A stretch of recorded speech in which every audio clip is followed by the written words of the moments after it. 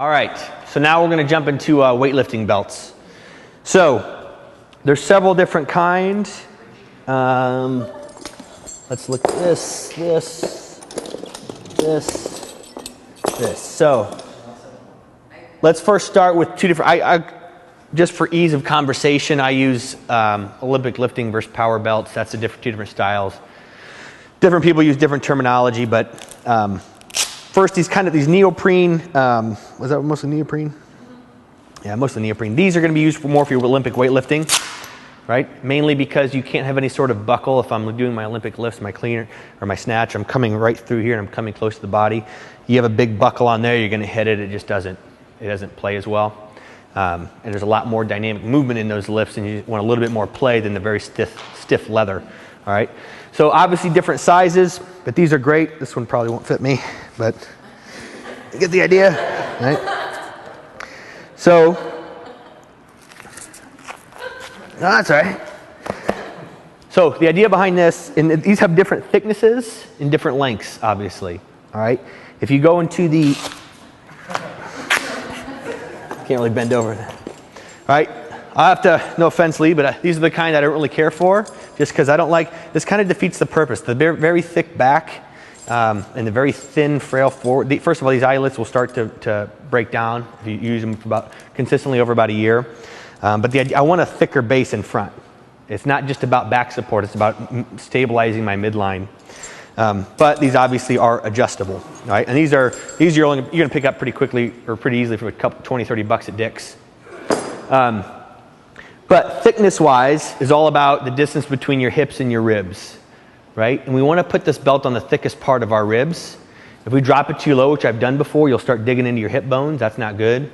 A good example is my wife. You guys know Giovanni, but she has a very short, compact torso. You know, where I have this kind of gap between my ribs and my hips, she has like a couple of inches, right? So she has a really hard time wearing a belt because if it's a thick one, because it's digging into her ribs or her hips, all right? This is my favorite type of belt, which is why this is mine. This is an Inzer lever belt. So again, only buying good stuff. I think Inzer.net is the best place you're going to find more of a power belt, right? You'll see this more in powerlifting or if I'm squatting or pulling heavy. I like this because of easy release. This just goes in here, snaps over, all right, and you're done. You can just flip it out, right? Some people don't like them. They say that the levers will pop open. I've had this for 6 years and I've never had it happen. But if your preference is the prongs, you have this as well. Now each belt from Inzer is custom made and it takes about a month to get to you, and they come super rigid. I mean, this is actually broken in, but they're fantastic belts. I mean, they're indestructible, last you forever. But the idea is that we're creating compression and tension. So if you have trained here long enough, you've heard me refer to the midline of the core as your transmission.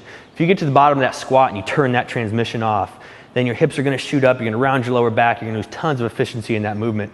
Same with your deadlift. If I get ready to pull and I lose that tension, just turning that transmission off. The transmission basically transfers power from the engine into what's moving, right? The wheel, so to speak. So this helps create tension in the midline. That's essentially what I'm after. If I lock that down, take my big deep breath, that Valsalva maneuver, right? If I lock this down, create all this tension, the more tension I can create, the more stable I'm going to be coming out of that hole for my deadlift or my squat or whatever it is. So contrary to popular belief, people think it's just back support, right? And if you use this, you'll somehow get totally reliant upon it. Now, you certainly wouldn't put on this lever belt to do Cindy or something ridiculous like that. It's only for lifts, and you take it off. I usually release the tension during lifts. I wear it on the entire time to keep my back warm, but it's not something you're really going to become dependent on if you use it from time to time. If I'm going lighter weights, if you're working technique, you really don't need it. If I'm going heavier, it's a good tool to use, right? When I worked rehab, we would use, and if you've ever been up to Dr. Nagel's office, one of the exercises we have people do who clearly weren't activating their midline is just take a regular belt from home and put it somewhat snugly around their belly, and they wear it around underneath your shirt all day long. And if you're constantly doing that, every time somebody pokes you in your belly, you don't just get weaker, right? You contract. So having that belt there, constantly reminder of locking down that gut, squeezing and contracting and firing those abdominals. So this is just that version on steroids, right? It's a thicker, tighter pressure. I brace against it, creates much better position. Hopefully braces your spine a whole lot better, and will help transfer that power a lot quicker. If you've ever done a heavy squat with no belt and then put that nice tight belt on and done it, you'll feel a big difference. Makes a big difference. You feel a lot more stable, a lot more powerful, I would say. I think Chic makes a really good neoprene belt. They've been around forever, and there's a bunch of other good people out there too. But these you can pick up a good one for under $50, even less than that. But these are awesome. Like I said, for weightlifting, anything I'm passing through, and then my thicker ones are used for more of if I'm pulling heavy or squatting heavy or maybe just pressing heavy. I'm not coming past this at all. And I don't know who this is. I don't think I'd use this one or buy one, but this looks like from the 1970s.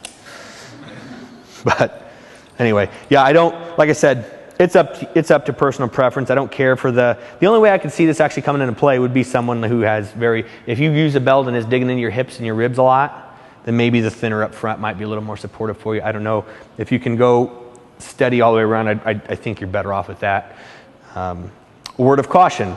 When I first got mine, I was training for powerlifting meet. I would lock it down as hard as I could. I ended up cracking a rib, squatting under that much tension.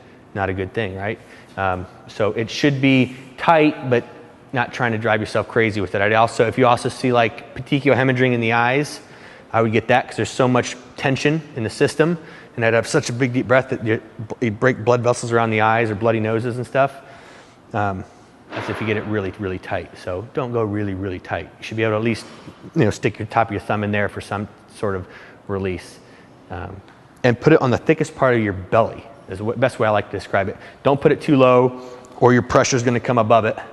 Put it too high and you're on your ribs. You'll see some high-level powerlifters, guys that are pulling 800-900 pounds. They actually have this really interesting thin belt that they'll put really, really high. That's just what they like, and those are guys that have abdominals that are like, out here though. So not fat, they're just huge and big and strong. So that's just a different style. So if you see that, that's all that is. Comes down to preference. I would try every one of them on, feel what you want to feel out. You're looking at an investment on the Inzer belt, but again, if it's something you're gonna do for a long time, it's just something to have in your toolkit. I think I paid about 100 to 120. Like I said, they custom make each one, and then I think it takes 4 to 6 weeks to get to you.